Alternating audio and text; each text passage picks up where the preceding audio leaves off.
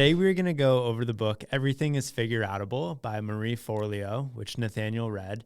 And I just wanted to sit him down and have a little conversation about some of the takeaways. Okay, so I wanted to kind of just pick your brain about a couple different pieces of the book. First of all, could you just explain the title in a nutshell? Yeah, the title, Everything is Figureoutable. Oh man, I wish I had the book here with me, but it's pretty straightforward. That's basically the book is take every concept, every struggle that you've had, and you may have thought in the moment, this is impossible, there's no way I'm going to get through this, but Marie's whole concept is that you can, and that's really all it's about. It goes through a whole bunch of different stories, a whole bunch of different perspectives, some challenges you may have come across, different experiences that different people have, and how you can really take that concept, everything is figureoutable, to heart. Let's start with the Tropicana orange story. I think that's pretty relevant to Orange Slice, and I heard you and Seth talking about it. Can you tell me a little bit about that? Yeah, so this is actually Marie's first introduction to this whole concept of everything is figureoutable.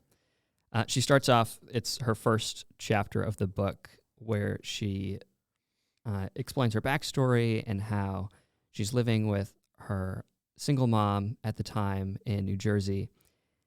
And she comes back, I can't remember if it was from school or where exactly, but she was coming back home, and one of the things that she's used to coming home to from school is hearing her mom listening to this little Tropicana radio that she got. It was like this little, like the little Tropicana orange that you see. It's got the straw in it and everything. Her mom applied or filled out some form to get it free, and she used that, and she was that's just kind of her way to listen to music. And one of the days she came back home, Marie, and she didn't hear it. It wasn't playing. There was no music going on. She's calling out to her mom, and she couldn't find her. So she's like really worried that something may have happened. She comes around the corner into the kitchen, and sitting at the table is her mom, just kind of this Tropicana radio ripped apart all over the table. And she's like, "Wait, Mom, what happened? What's going on?" And I'm just like, "Oh yeah." Her mom said, it's broken. I'm fixing it.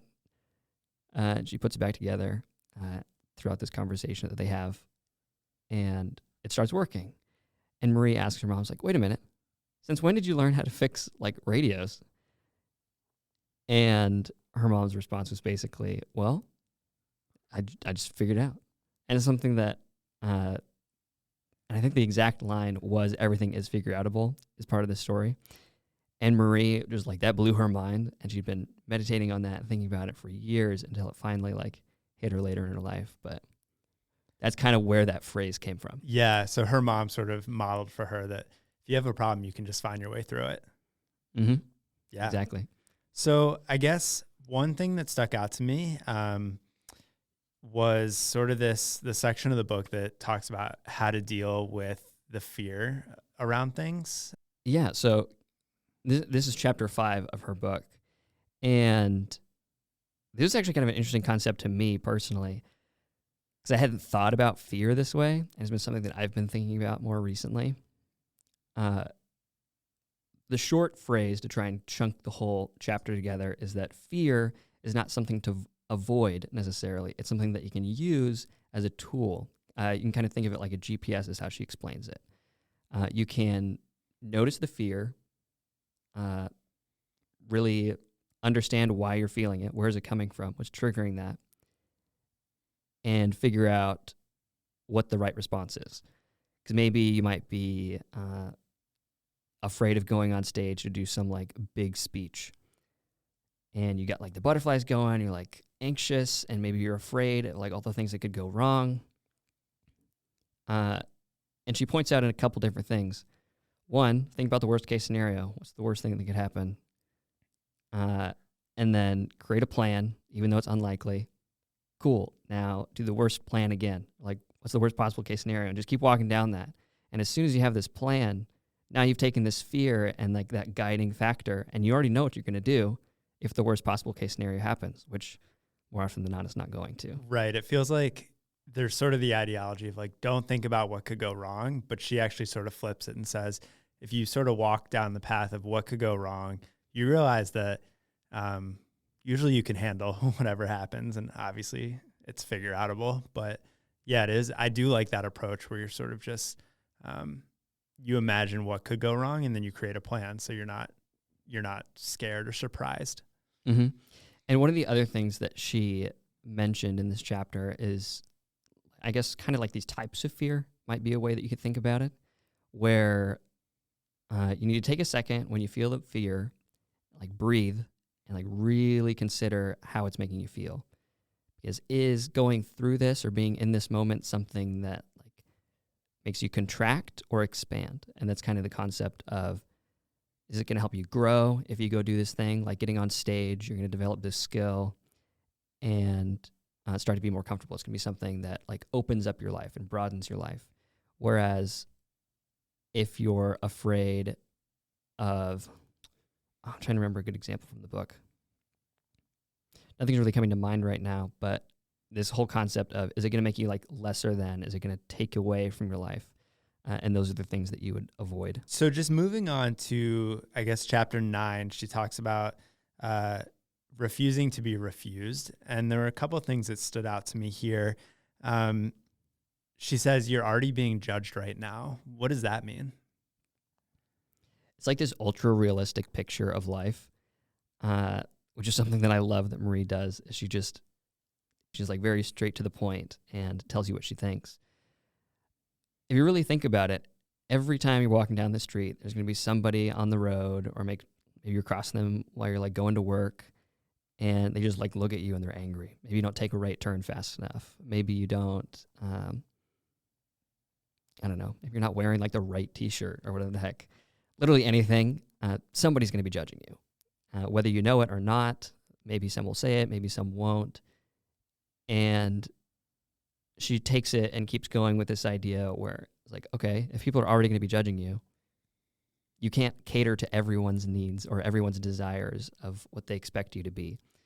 Because if you wear the shirt that one person's thinking, somebody else is going to be like, why are you wearing that shirt? Go back and forth between all these different things. So that's really where that concept of like, you're being judged right now is taken to its extreme, which is true. And then it goes from there. Yeah, I guess you sort of realize that whatever judgment's happening is probably says more about where they are and how they view the world. So maybe not getting caught up in how people are judging you. But yeah, just being open to the fact that a lot of people have a lot of different feelings about everything. Mm-hmm.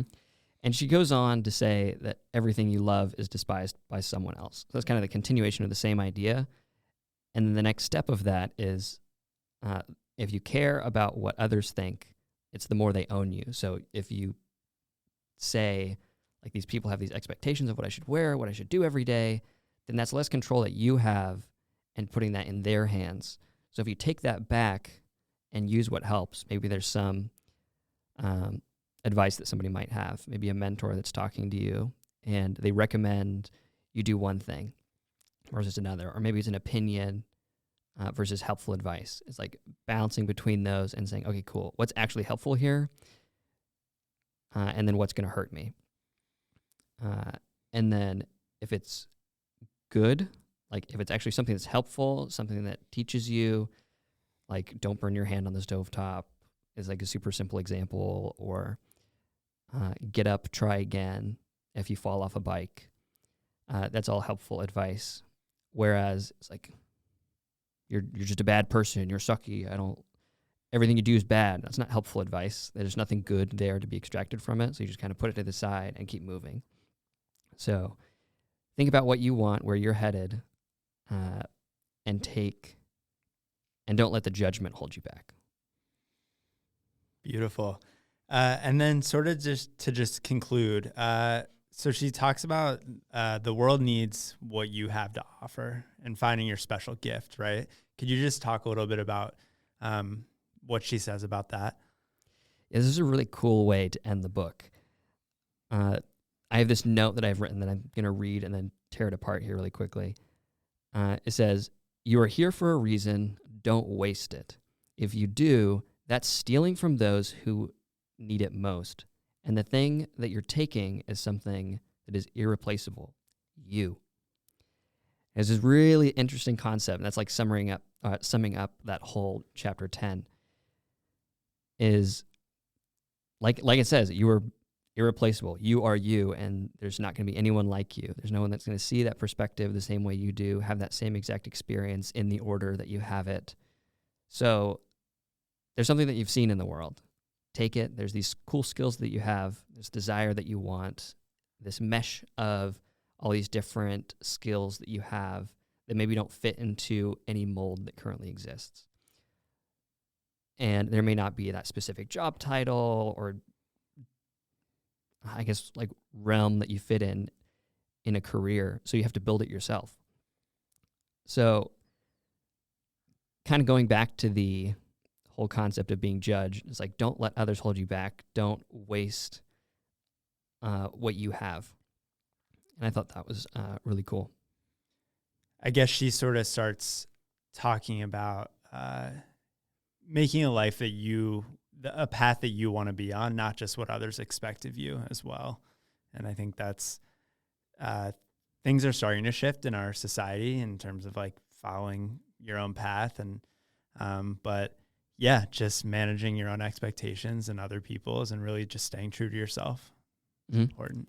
Yeah. And to bring it full circle, it may feel like getting to that lifestyle that you think of. Maybe it's a lifestyle, maybe it's a career, a job, something that's on your mind. It may feel impossible to reach, but don't let that hold you back, because everything is figureoutable. You can get there. There is a way.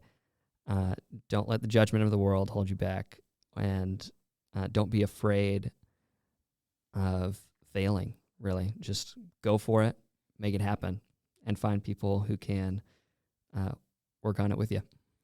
I love it. All right. Thanks, Nathaniel. Thanks for reading it so I don't have to. And we'll see you next time. Of course. Cut. Done.